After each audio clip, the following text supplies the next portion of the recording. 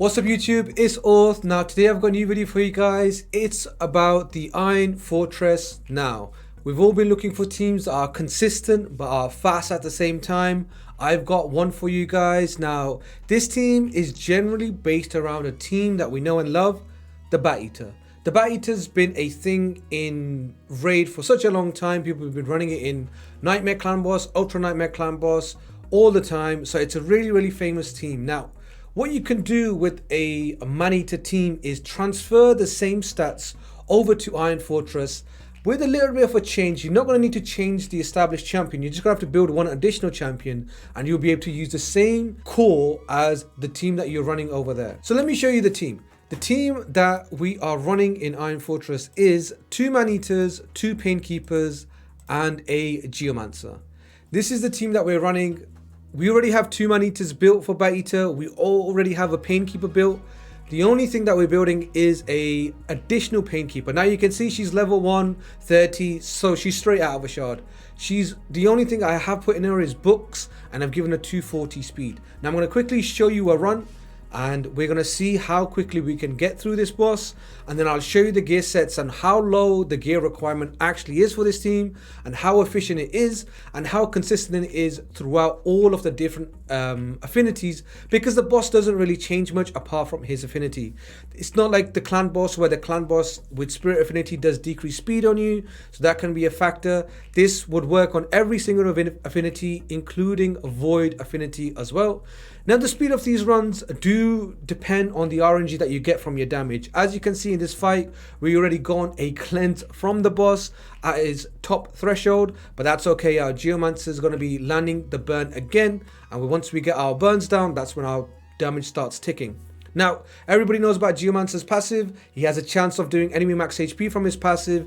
It doesn't proc every single time, so again, the run of your speed is going to be depending on how many times the enemy max HP procs from Geomancer's passive.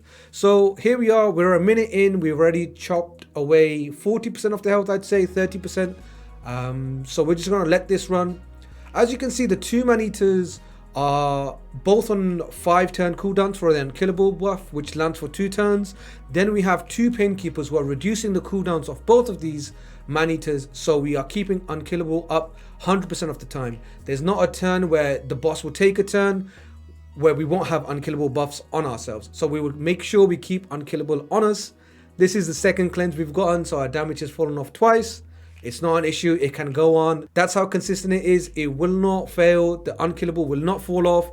The other really nice thing is, as soon as Unkillable is put on by man-eater with the block debuffs and the Unkillable, the turn meter of the boss gets boosted upwards. So if there is some sort of speed issues, or if there is any gaps in speeds, it generally gets filled up by this turn meter boost off the boss, which makes sure that as soon as you put Unkillable on yourself, the boss will immediately take a turn. So there's a lot of leeway in the speeds. However, I will give you a guideline of what the speed needs to be, what you don't want to do when it comes to speeds, how slow can you go. You don't want to be going too far away from these speeds, but there is a decent amount of leeway.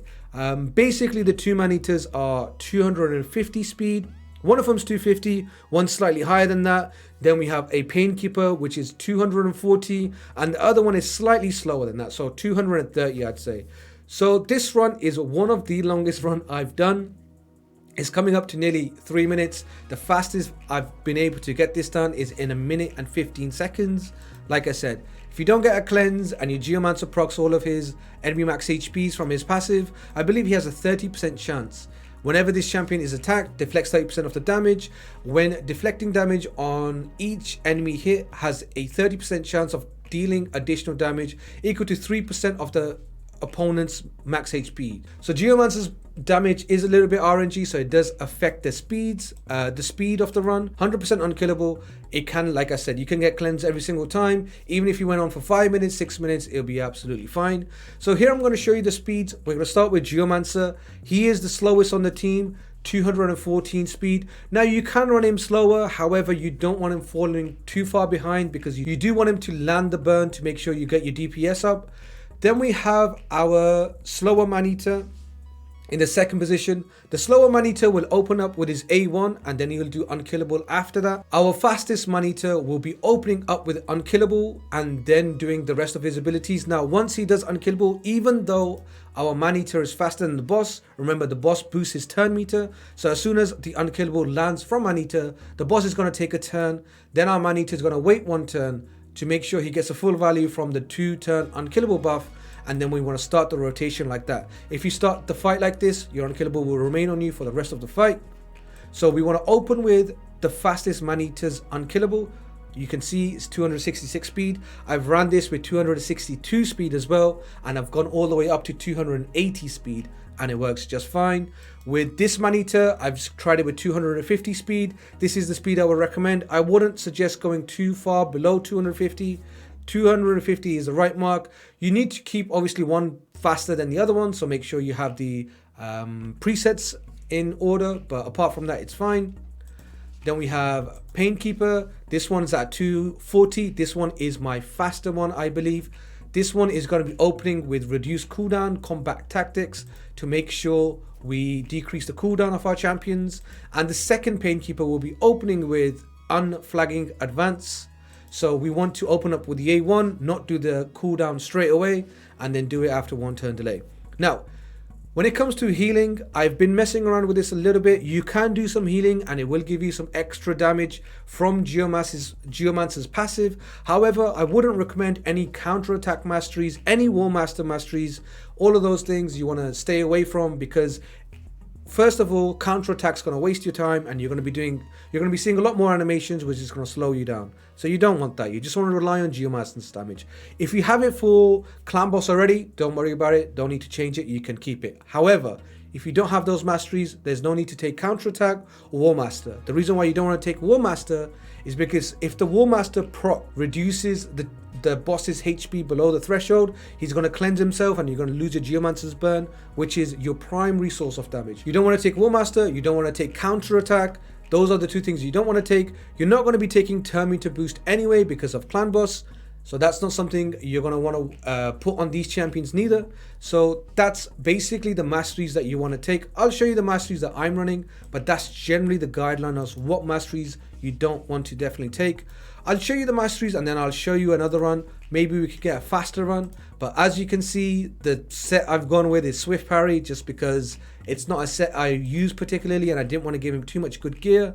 252 speed, you don't want any crit, you don't want much damage. Again, if he's built for Clan Boss, that's separate matter. If you're building him specifically for this, just the speed, nothing else. Masteries, no need. Second man-eater, no need for masteries. Works perfectly fine. Swift Parry again, because why not? What else am I going to do with it? 266 speed, it's perfectly fine. Geomancer, this gear is a little bit tough to get. You need 600 accuracy. You don't have an aura with this team, so you'll have to get 600 accuracy. Like you can see, I've taken Eagle Eye, so you're perfectly fine using Eagle Eye. You can use the accuracy boost. From all of these masteries, you have, let me look at the name of these masteries. Pinpoint accuracy, you can go ahead and take that one. Charged focus, remember you're not going to be doing A2. A2 animation is slower than A1, so we always want to do A1 into A3, and we'll have the extra 20 accuracy. I would say aim for 600, 620, don't go below that. Even though Plarium has announced that the accuracy requirement for the blue boss, which is the magic boss, is slightly higher and they're looking to adjust that. They mentioned that in the notes, in the patch notes. So maybe in the future it'll get changed, but for now I'd say shoot for 620 accuracy. If they end up changing it, then you can just go 600 or 580 or whatever you like. But for now, go for 620 accuracy. And yes, you can take Eagle Eye. Master Hexa I would recommend because you want the burn out there for longer. Cycle of Magic, make sure you get down to his burn quicker, or have the chance to. I haven't messed around with taking turn meter boost because I knew nobody in Clan Boss is going to be using it anyway, so it's not something I've taken. And at the end, 50 accuracy, Eagle Eye, nice, just helps you put the build together. And I'll show you the stats. He's 214 speed, he's slowest on my team. He has enough accuracy to land debuffs, so I'm happy with that. The other trick you could do is add refresh accessories. This will help with the run. whenever there's a cleanse, whenever there's some sort of turns where his burn might be lagging for one turn, the refresh proc will give you the chance to reapply the burn and make sure your DPS is out there. We have Painkeeper. Now another thing you don't want to build is Toxic Set. You do not want Toxic Set because Toxic Set will apply poisons and poisons can take over the threshold. Same as War Master, same logic. When the boss takes a turn, if he takes damage past the threshold, he would cleanse himself. So you do not want to take Toxic Sets. You don't see any Toxic Sets on my Painkeepers. If you're taking him in Clan Boss, it's fine. Second, Painkeeper, level 1 for me. I don't think Iron Fortress gives you any experience. I believe not, otherwise this Painkeeper would have been leveled up. 240 speed on this one. This one I believe is my faster one. And then we have the 60 at 232 speed. So that is all the speeds you'll need. And this is basically the team you'll need forever. Once you build this team, once you put this team together, it will be the main team you run for this. Hopefully you guys are using Batita. It is a really popular team. Everybody runs it. Let's see if we can get this run slightly faster than our past run. Past run was like 3 minutes. I'm pretty certain this is going to be much faster than that. We already got a refresh proc. We have gotten a second refresh proc.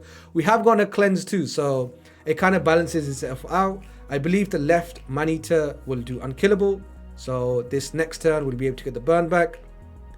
If you get a cleanse, it is what it is. It's not going to be as fast as some of your runs where you don't get cleansed.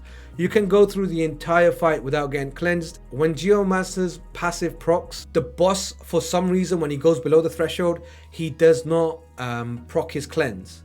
So everything else, if any other damage in the game, if this boss takes a certain amount of damage and takes him past the threshold, let me quickly show you the passive I'm talking about. If he ever goes past these thresholds by any damage, he would proc his cleanse. However, Geomancer's passive damage will not proc the cleanse for some reason. I mean, he's an amazing champion. Like, you know, if he's already broken, you really got to think at what point does this champion stop being great? And it's another dungeon where he's just, you know, it really makes you think like, why is he so good in all the content? But he is, and we're not complaining because it's nice to get through this content with a solid epic champion. Like you can see, around about a 2-minute run. It looks like when this boss takes a turn, we should be close. Another Unkillable, and there it goes. 1 minute 46 seconds. I would say this team is on average around about, even though these runs are around about 2 minutes and 20 seconds, I'd say on average we've shown. I would say this team is generally much faster. My fastest run is 1 minute 13 seconds. I believe this team should be around about 1.5 minutes. Really nice and easy, under 100 seconds. 90 seconds is where I'd say you average. It's a nice solid team, it's consistent, it's 100%. And if you guys are gonna build this, let me know in the comment section down below if you already have a team built, if you already have a Unkillable team in Clan Boss that you're using. I'm personally using Fushan and Demitha. Those are the teams I'm using. So when it came to building this team, I specifically built it for you guys so I can share this with you. I would like to give out a massive shout out to Suitcase Hero. I'm going to leave his Twitch link in the description. I'm also going to leave a link to the Reddit post that he made about this team. So he came through to my Twitch channel and he said, you know, this is the team I put together. Just let your chat know where to find me, and that would be awesome. So make sure you guys check him out on Twitch. Make sure you go check out his Reddit post about this. If you have any questions, you can put it in the comment section down below, or you could go to the Reddit page and post it there as well. But this is the team. This is going to be it for me. If you guys enjoy the content, leave a like, leave a sub, leave a comment what you think about the team, and I'll catch you guys in the next upload. Peace.